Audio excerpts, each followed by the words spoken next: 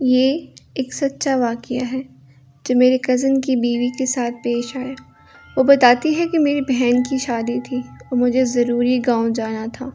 اس سے پہلے بھی کئی دفعہ گاؤں جانے کا ارادہ کیا لیکن پھر ملتوی کر دیتی کیونکہ میرا دل نہیں کرتا تھا، لیکن اب بہن کی وجہ سے جانا پڑا۔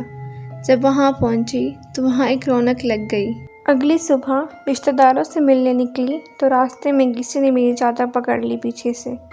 پیچھے مڑ کر دیکھا تو میرے سامنے ایک فقیرنی کھڑی تھی جس کا میلا لباس، خشک ہونٹ، گندے بال تھے۔ اس کو دیکھ کر مجھے ایک جھٹکا لگا کہ یہ تو وہی تھی جس کے حسن پر پورے گاؤں کے لڑکے فدا تھے، جس کے سر سے کبھی دوپٹہ نہیں اترا تھا مگر آج وہ دوپٹے سے بے نیاز تھی۔ میں اسے پورے 5 سال بعد دیکھ رہی تھی۔ میری بہترین دوست سیما تھی جس سے میری 17 سال پرانی دوستی تھی، جس کے بغیر میرا اور میرے بغیر اس کا نہ دل لگتا تھا اور نہ ہی وقت گزرتا تھا، جس کی وجہ سے میری بڑی بہن میرے سے چڑھتی تھی کہ مجھے لگتا ہے کہ میری جگہ اس نے لے لی ہے، اور کہتی تھی کہ تم میری کم اس کی سگی بہن زیادہ لگتی ہو۔ سیما ہمارے گھر کا ایک فرد تھی۔ جب ہم بڑے ہوئے تو ہماری شادی کی باتیں چلنے لگیں، لیکن وہ بہت گھبراتی اور فکر مند تھی کیونکہ وہ چاہتی تھی کہ ہماری شادی ایک ہی گھر میں ہو۔ وہ شادی کر کے کہیں مجھ سے دور نہیں جانا چاہتی تھی۔ ایک بار ایک شادی میں ہم لوگ شریک تھے تو ایک خاتون ہمارے پاس آ کر ہمارے نام پتے پوچھنے لگی۔ میں نے اس بات کو زیادہ اہمیت نہیں دی مگر کچھ دنوں بعد وہ خاتون اپنے دونوں بیٹوں کا ہمارے لیے رشتہ لے کر آ گئی، بڑے بھائی کا میرے لیے اور چھوٹے بھائی کا سیما کے لیے۔ میرے گھر والوں کو رشتہ بہت پسند آیا اور انہوں نے ہاں کر دی۔ سیما کے گھر والوں کی طرف سے بھی ہاں ہو گئی۔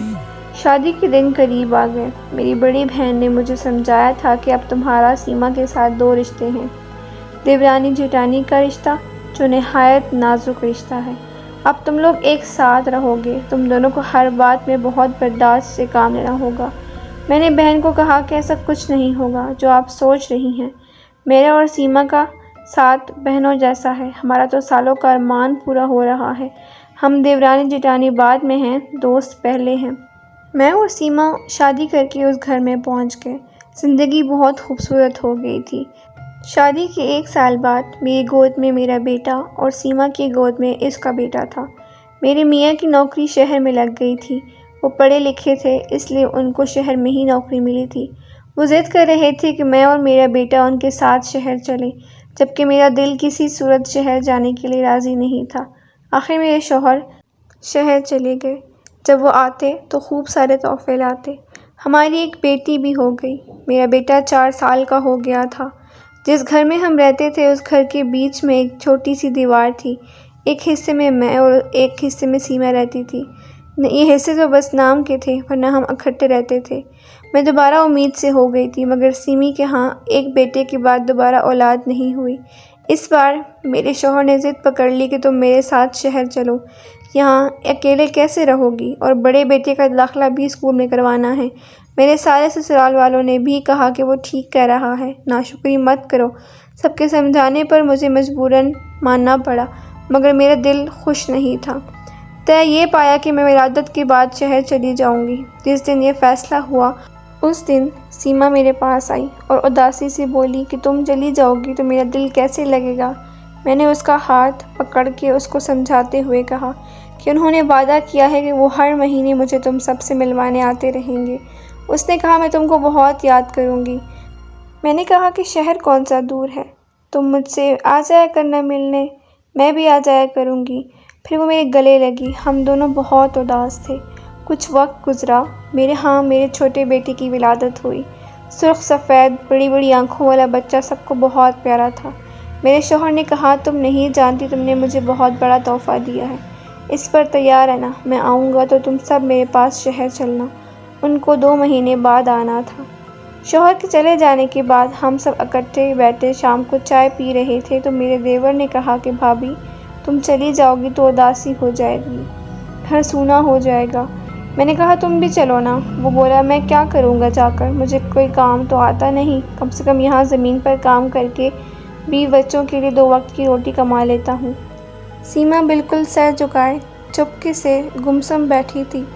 میرا دل عجیب ہو گیا مگر میں بھی مجبور تھی، شوہر کے ہاتھوں اور بچوں کے مستقبل کا سوال تھا۔ کچھ دنوں بعد میری طبیعت میں بے چینی سی آ گئی، میری طبیعت میں بوجھل پن آ گیا، مزاج چڑچڑا ہو گیا، بلا وجہ بچوں پر غصہ آ جاتا۔ سب سے چھوٹے بیٹی کی طبیعت بھی خراب تھی، وہ بھی بہت روتا تھا۔ سیما نے کہا کہ اس کے پیٹ میں درد نہ ہو۔ ہم دونوں اس کو ڈاکٹر کے پاس کلینک میں لے گئے۔ ڈاکٹر نے اس کو دوائیاں دے دیں۔ اس کو تھوڑا سا آرام آیا، لیکن رات کو پھر اس نے رونا شروع کر دیا۔ میں، سیما اور میرا دیور، ہم سب اسی کو چپ کراتے کراتے تھک گئے، لیکن وہ چپ ہونے کا نام نہیں لے رہا تھا۔ سمجھ میں نہیں آ رہا تھا یہ کیوں اتنا روتا ہے کہ پہلے تو کبھی ایسا کچھ نہیں ہوا۔ وہ اب کچھ کمزور بھی ہو گیا تھا۔ ہم دوبارہ ڈاکٹر کے پاس لے کر چلے گئے۔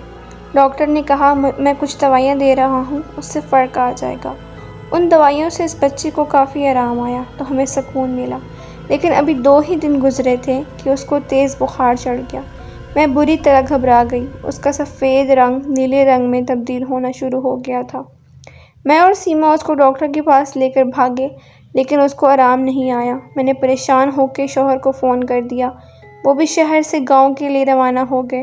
انہوں نے کہا تم تیار رہو، ہم اس کو شہر لے آئیں گے، شہر اس کو کسی اچھے ڈاکٹر کو دکھائیں گے۔ میرا رو رو کے برا حال تھا۔ میرا صحت مند بچہ دنوں میں سوکھ گیا تھا۔ اگلی صبح شوہر نے پہنچ جانا تھا، مگر جب اگلی صبح وہ آئے تو میرا بیٹا اس دنیا سے منہ موڑ کے بہت دور جا چکا تھا۔ فجر کے وقت اس نے میرے ہاتھوں میں دم توڑ دیا تھا۔ میں سکتے کی حالت میں بیٹھی تھی۔ میرے شوہر کا غم سے الگ برا حال تھا۔ میرے اوپر قیامت گزر گئی تھی۔ اس کی موت کے 15-20 دن تک میں غم سے نڈھال بستر پر پڑی رہی۔ مجھے، شوہر، بچوں کا کوئی ہوش نہیں تھا۔ سب کچھ سیما نے سنبھالا ہوا تھا۔ ابھی بیٹے کا صدمہ کم نہیں ہوا تھا کہ میری امی بھی اس دنیا سے چلی گئی۔ میں بالکل ٹوٹ کے رہ گئی۔ میرے شوہر کو دفتر سے فون آ گیا، ان کا شہر جانا ضروری تھا۔ وہ واپس چلے گئے، جبکہ میری حالت بستر سے اٹھنے والی نہیں تھی۔ ابھی میں ان دنوں غم سے نڈھال پڑی ہوئی تھی کہ میری بیٹی ماہین کو تیز بخار چڑھ گیا۔ اس کا بخار بڑھتا جا رہا تھا۔ میں بدحواس ہو کر رہ گئی۔ میں اپنے ایک بیٹے کو کھو چکی تھی۔ اب مجھ میں مزید غم اٹھانے کی سکت نہیں تھی۔ سیما میرے پاس بیٹھی مجھے حوصلہ دے رہی تھی کہ میں سب دیکھ رہی ہوں، تم پریشان نہ ہو، یہ بالکل ٹھیک ہو جائے گی۔ میں نے کہا میں تمہاری بہت احسان مند ہوں، جس طرح تم میرا اور میرے بچوں کا خیال رکھ رہی ہو۔ مجھے اتنی کمزوری ہو چکی تھی، مجھ سے بولا بھی نہیں جا رہا تھا، مگر سیما میرے اور میرے بچوں کی دیکھ بھال کر رہی تھی۔ دن رات وہ ہمارے لیے بھاگ بھاگ کر کام کرتی تھی۔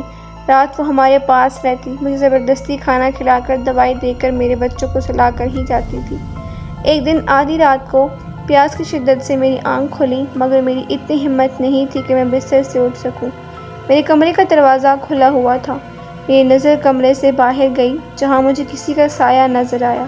میرے کمرے سے باہر صحن نظر آتا تھا۔ وہ سایہ جھکا ہوا میرے صحن کی مٹی کھود رہا تھا۔ میں غنودگی کمزوری میں یہ سب دیکھ رہی تھی، اور یہ سب دیکھتے دیکھتے میں دوبارہ سو گئی۔ صبح جب میری آنکھ کھلی، وقت پر نگاہ پڑتے ہی دھک سے رہ گئی۔ دوپہر کے 3 بجے تھے۔ میں نے سوچا کیا میں اتنی دیر سوتی رہی ہوں؟ میں نے اپنے برابر لیٹے دونوں اپنے بچوں کو دیکھا جو بے خبر سو رہے تھے۔ میری بیٹی ماہین کو ابھی بھی بخار تھا، اس لیے سیما نے بھی مجھے نہیں جگایا۔ میں اٹھنے کی کوشش کرنے لگی کہ اچانک مجھے قریب سے کسی کے رونے کی آواز پر میں گھبرا گئی۔ میں نے سوچا یہ تو سیما کی آواز ہے۔ میں دیوار کا سہارا لیتے آہستہ قدموں سے اس کی طرف آئی۔ سیما اپنے بیٹے کو گود میں لیے ہوئے بری طریقے سے رو رہی تھی۔ اس کے بیٹے کے ہاتھ پیر بالکل مڑے ہوئے تھے اور اس کی سانس بہت تیز تھی۔ میں اس کی حالت دیکھ کر ڈر گئی۔ میں نے کہا کیا ہو گیا سیما؟ میرے دیور نے غمگین آواز میں کہا پتہ نہیں بھابھی کیا ہو گیا، صبح اٹھتی ہی آپ کے کمرے میں آیا کہ بچوں کے ساتھ کھیل سکے، مگر آپ سب سو رہے تھے۔ یہ باہر جا کر بچوں کے ساتھ کھیلنے لگا، کھیلتے کھیلتے اچانک بے ہوش ہو گیا۔ ڈاکٹر کو بھی دکھا کے لائے تھے، اچانک یہ حالت ہو گئی۔ سیما کی حالت بہت ابتر تھی، کیونکہ وہ اس کا اکلوتا بیٹا تھا اور اس کے اپنے بیٹے میں جان بسی ہوئی تھی۔ میں نے کہا تم لوگ پریشان نہ ہو، میں ان سے بات کرتی ہوں۔ میں نے اپنے شوہر کا نام لیا، تم دونوں اس کو لے کر شہر نکلو، وہ کسی اچھے ڈاکٹر کو دکھاؤ۔ اور اندر سے میں بھی پریشان ہو گئی تھی۔ میں نہیں چاہتی تھی کہ سیما کسی ایسے کرب سے گزرے جس سے میں گزری۔ اگلی صبح بس کی ٹکٹ ہو گئی تھی۔ میں اپنی خراب طبیعت کے ساتھ، دکھتے بدن اور چکر آتے سر کے ساتھ اپنے بچوں اور سیما کو سنبھال رہی تھی، مگر اگلی صبح جانے کی نوبت ہی نہ آئی۔ رات اس کے بیٹے نے دم توڑ دیا۔